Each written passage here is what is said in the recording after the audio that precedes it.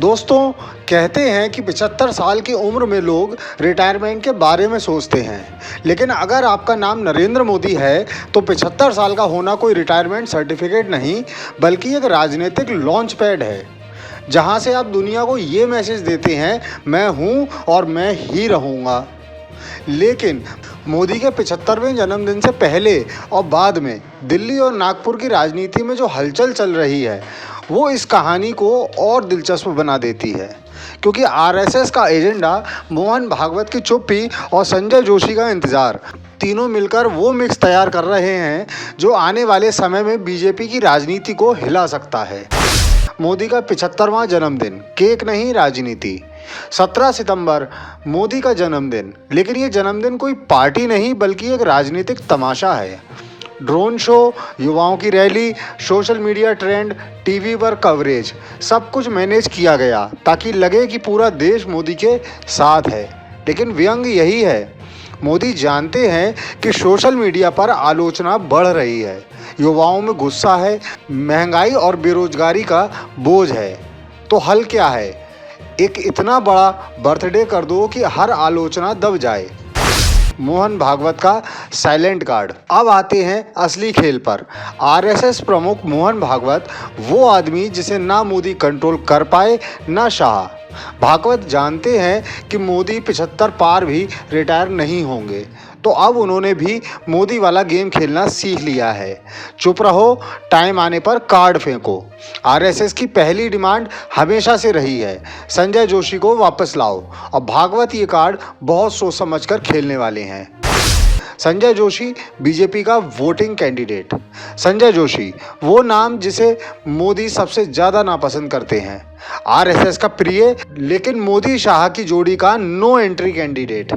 जोशी सालों से इंतजार कर रहे हैं कि कब दरवाज़ा खुलेगा, कब आरएसएस उनकी वापसी करवाएगा। और अब जब मोदी 75 के हो रहे हैं, आरएसएस को लग रहा है यह सही टाइम है, ये सही प्रेशर पॉइंट है।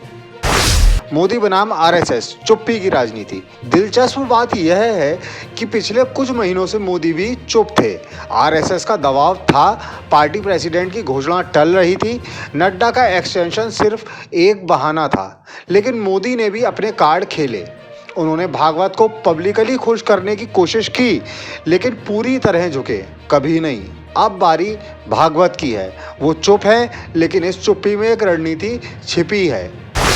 असली सवाल तो दोस्तों, मोदी का 75वां जन्मदिन सिर्फ एक बर्थडे नहीं है, यह वो दिन है जब दिल्ली और नागपुर दोनों एक दूसरे को मैसेज भेज रहे हैं। मोदी का मैसेज, देश को मेरी ज़रूरत है। भागवत का मैसेज, आरएसएस को संजय जोशी की ज़रूरत है।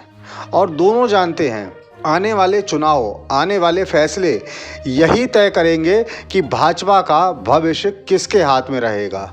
तो दोस्तों, 17 दिसंबर के बाद कहानी सिर्फ इतनी नहीं रहेगी कि मोदी का 75वां जन्मदिन कैसे मना। असली कहानी होगी मोहन भागवत कब अपना कार्ड खेलते हैं और क्या संजय जोशी की वापसी सचमुच होती है। राजनीति का ये गेम अब और ज़्यादा दिलचस्प हो गया है, क्योंकि एक तरफ मोदी अपने परसेप्शन पॉलिटिक्स चला रहे हैं, तो दूसरी तरफ आरएसएस अपनी चुप्पी की रणनीति से वार करने की तैयारी में है। और यकीन मानिए, जब ये वार होगा तो बीजेपी का पूरा पॉलिटिकल बैलेंस बदल सकता है। किसी का जन्मदिन कैसे मनाया जाता है? घर पर केक, मोमबत्ती, परिवार और दोस्तों के साथ जश्न। लेकिन जब जन्मदिन किसी प्रधानमंत्री का हो, और वो भी प्रधानमंत्री नरेंद्र मोदी हो, तो केक और मोमबत्ती की जगह ले लेता है ड्रोन शो, स्टेडियम और सरकारी मशीनरी। जी हाँ, 17 सितंबर को दिल्ली का टाइगर राज स्टेडियम बदलने वाला है एक राजनीतिक रंगमंच में। ड्रोन उड़ेंगे, मोदी का चेहरा आसमान में बनेगा और टीवी चैनलों पर हेडलाइन होगी, देश भर में मोदी का जन्मदिन धूमधाम से मनाया गया। लेकिन सवाल यह है कि क्या यह सब जनता खुद से कर रही है, या फिर यह सब कुछ बीजेपी का फंडेड और मैनेज्ड शो है, जिसका असली मकसद जनता को ये दिखाना है कि मोदी को लोग अब भी चाहते हैं। न्यूज़ नशा ने आपको पहले ही बता दिया था कि यह जन्मदिन सिर्फ जन्मदिन नहीं है, यह एक पॉलिटिकल परसेप्शन इंजीनियरिंग का मास्टर स्ट्रोक होगा। ड्रोन शो का खेल। ड्रोन शो कभी स्वतंत्रता दिवस पर देखा, कभी किसी कॉरपोरेट फेस्टिवल पर, लेकिन अब प्रधानमंत्री का जन्मदिन मनाने के लिए सवाल उठता है, क्या यह ड्रोन शो किसी एनजीओ ने करवा दिया? क्या छात्रों ने अपनी पॉकेट मनी मिलाकर ये किया? नहीं, ये शो है पूरी तरह से बीजेपी के फंड और सरकारी सपोर्ट का। दिल्ली में सुरक्षा क्लीयरेंस के बिना ड्रोन शो असंभव है, तो साफ है सरकार की मशीनरी सीधे इसमें लगी हुई है। मतलब जनता के टैक्स से इवेंट मैनेजमेंट और पैकेजिंग में लिखा गया जनता मोदी को चाहती है। कटाक्ष ये है कि जहां लोग बिजली पानी की समस्याओं से जूझ रहे हैं, वहीं करोड़ों खर्च किए जा रहे हैं सिर्फ इसलिए ताकि आसमान में लिखा जाए हैप्पी बर्थडे मोदी। सेवा पखवाड़ा और युवा। अब मोदी का जन्मदिन सिर्फ बर्थडे पार्टी नहीं बल्कि सेवा पखवाड़ा बना दिया गया है। कॉलेजों, यूनिवर्सिटीज़, आईटीआई सबको निर्देश, स्टूडेंट भेजो, युवाओं को कहा गया आओ सेवा करो, देश बनाओ। लेकिन व्यंग देखिए, यह सेवा किसके लिए है? देश के लिए या फिर मोदी की इमेज के लिए? युवाओं को मंच पर लाकर कहा जाएगा देखो नई पीढ़ी मोदी को चाहती है, जबकि सोशल मीडिया पर वही युवा लिख रहे हैं नौकरियां कहां हैं, कैंपस में प्लेसमेंट क्यों घट रहे हैं।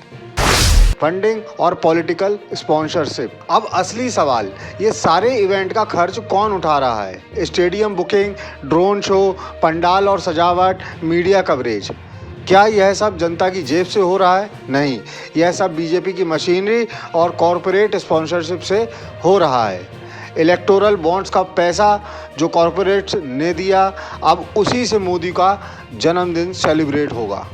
कटाक्ष ये है कि किसानों को एमएसपी की गारंटी नहीं मिल सकती, लेकिन मोदी के बर्थडे का ड्रोन शो पक्का है।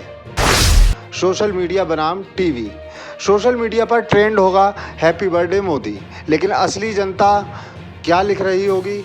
जन्मदिन मुबारक हो लेकिन महंगाई भी घटाइए। बर्थडे पार्टी पर करोड़ों खर्च, बेरोजगारी पर जीरो ध्यान। फेसबुक पर लिखा होगा मोदी जी हमें काम चाहिए, बर्थडे शो नहीं।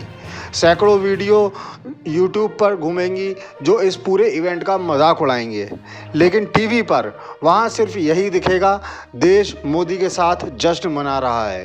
कटाक्ष यह है कि रियलिटी और मीडिया प्रेजेंटेशन इतने अलग होंगे कि लगेगा जैसे दो अलग अलग देश चल रहे हैं। चुनाव से पहले का ट्रेलर। यह पूरा जन्मदिन क्यों इतना बड़ा मनाया गया है? क्योंकि यह सिर्फ जन्मदिन नहीं बल्कि चुनाव का ट्रेलर है। बिहार और यूपी चुनाव नज़दीक है। बीजेपी चाहती है कि मैसेज जाए युवा मोदी के साथ है, देश मोदी के साथ है। मतलब 17 सितंबर का इवेंट असल में चुनावी लॉन्चिंग है। यह मैसेज जाएगा कि अगर मोदी का जन्मदिन इतना भव्य है तो चुनाव में भी जीत भव्य होगी। विडंबना और व्यंग। सोचिए एक प्रधानमंत्री जो पहले से सत्ता में है फिर भी इतना बड़ा बर्थडे इवेंट क्यों? क्योंकि उन्हें पता है सोशल मीडिया पर आलोचना बढ़ रही है, ज़मीनी स्तर पर बेरोजगारी और महंगाई की चर्चा बढ़ रही है। तो समाधान क्या निकाला?